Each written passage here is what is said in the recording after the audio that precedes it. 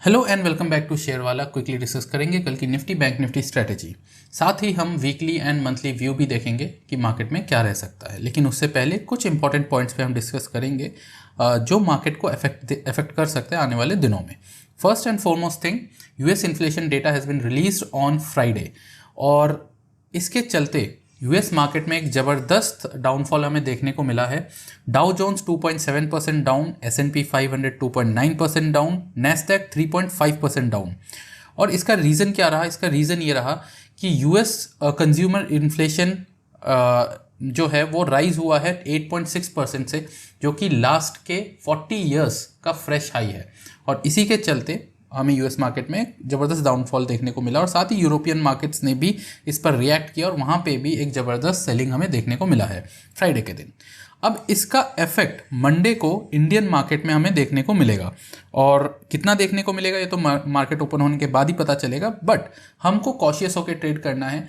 ज़्यादा gap down अगर होता है तो वेट करना है, मार्केट को सेटल होने देना है और उसके बाद ही ट्रेड स्टार्ट करना है।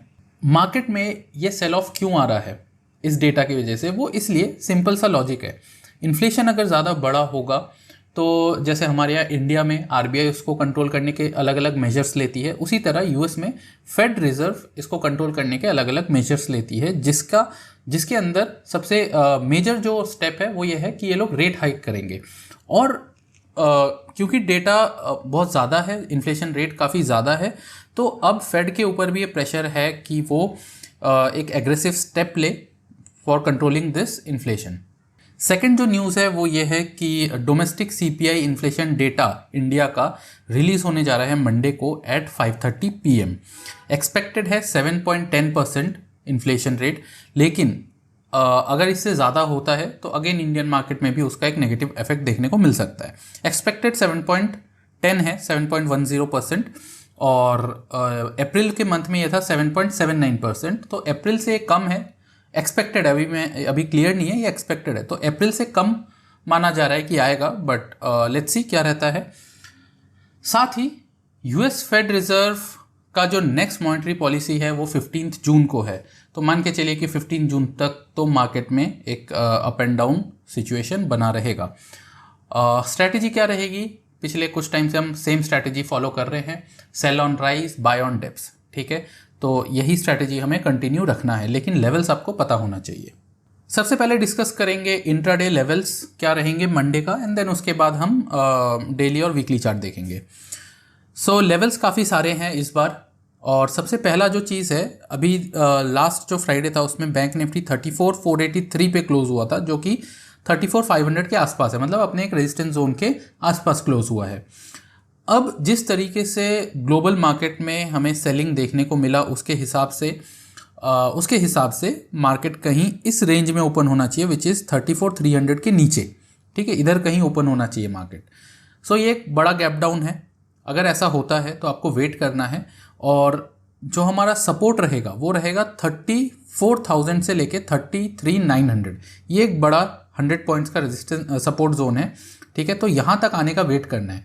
अगर मार्केट यहाँ पे आता है और फिर यहाँ पे अगर एक रिवर्सल कैंडल बनाता है, तब आपको एंट्री लेना है, ठीक है, तब आपको एंट्री लेना है, एकदम से नहीं कूदना है।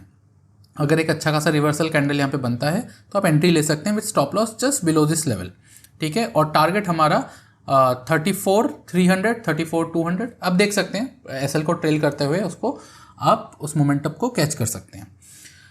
अगर मार्केट इस लेवल को ब्रीच कर देता है, ठीक है, 34,000 और 33,900 अगर इस लेवल को ब्रीच कर देता है तो फर्दर हमें 33,500 to 400 तक के लेवल्स देखने को मिल सकते हैं, और अगर वो फर्दर ब्रीच होता है तो 33,000 तक का लेवल हमें मार्केट दिखा सकता है आने वाले दिनों में। खैर, वो हम बाद में बात करेंगे डेली चार्ट पे।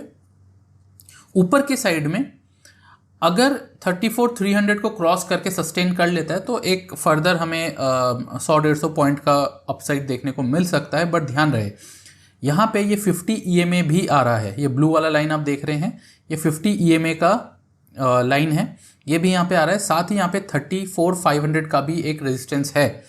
सो यहाँ पे एक सेल ऑफ हमें देखने को मिल सकता है, तो आपको कॉशियस रहना है। अगर अपसाइड में जाता है, इस लेवल पे आता है, तो यहाँ पे आप एक पुट बाय कर सकते हैं with stop loss just above this level. Now एक अच्छा खासा मूव हमें कब देखने को मिलेगा, वो हमें तभी देखने को मिलेगा जब मार्केट मतलब बैंक निफ्टी 34,800 के ऊपर सस्टेन कर जाए। ठीक है, ये वाला जो आप लेवल देख रहे हैं 34,800 के ऊपर अगर सस्टेन कर जाता है तो ये जो गैप बना हुआ है ये गैप फिल होता हुआ हमें नजर आएगा और 35,000 टू 35,100 तक के लेवल्स हमें देखने को मिल सकते हैं। But this is again very difficult because अगर गैप डाउन ओपन होता है देन इतना लंबा एक दो दिन में तो नहीं होगा, बट हाँ अगर शॉर्ट कवरिंग आता है तो हमें मे बी इस मंथ में ये देखने को मिल सकता है। स्ट्रैटेजी वही रखेंगे हम, अगर रेजिस्टेंस के पास आएगा तो वहाँ से हम सेल करेंगे with stop loss just above the level, और अगर सपोर्ट पे आएगा तो वहाँ पे हम बाय करेंगे with stop loss just below the level. ठीक है, तो ये चीज़ आपको ध्यान में रखना है। साथ ही यहाँ पे एक चैनल भी बनता हुआ नज़र आ रहा है हमें।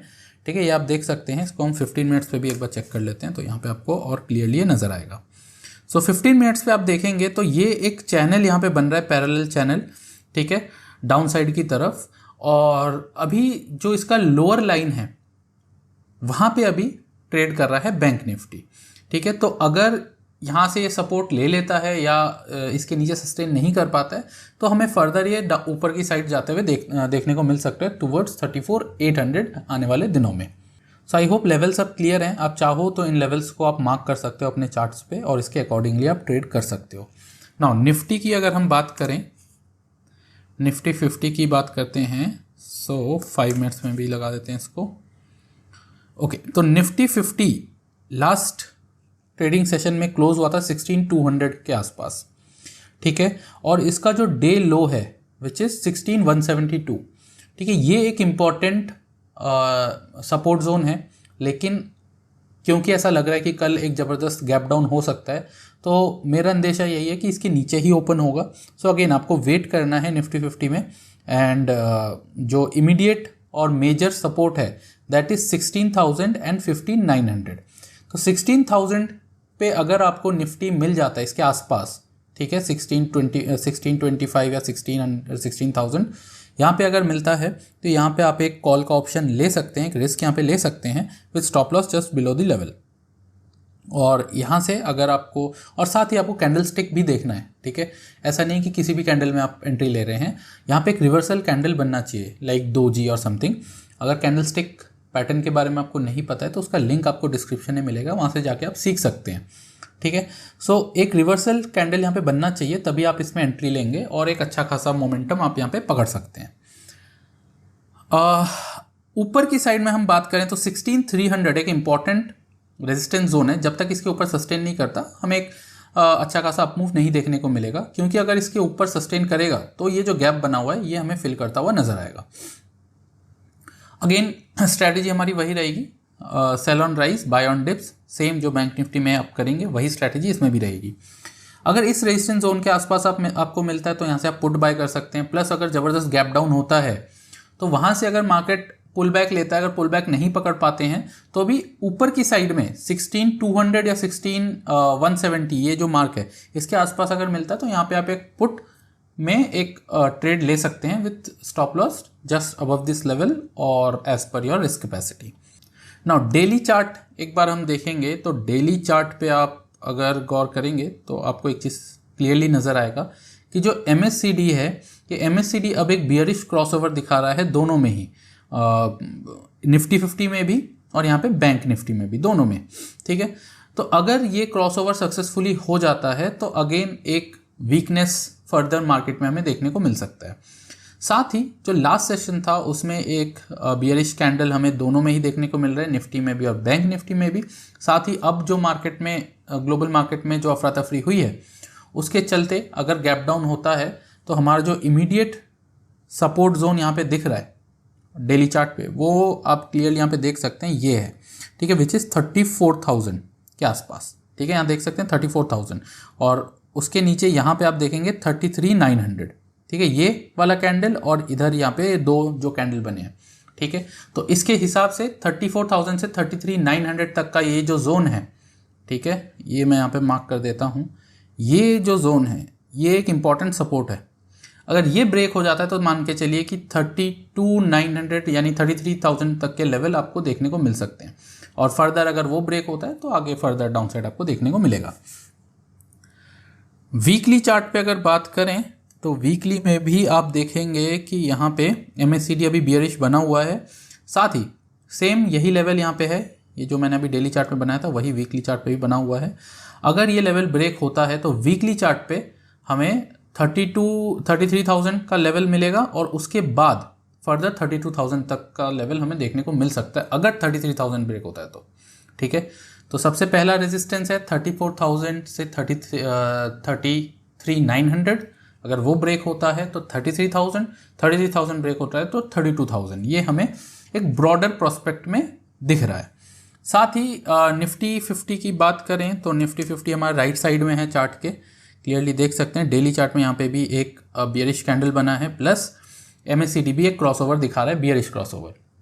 सो यहाँ पे आप देखेंगे दो कैंडल्स हैं जो यहाँ पे 16,000 के लेवल को टच करके ऊपर गए हैं, एक ये वाला एक ये वाला।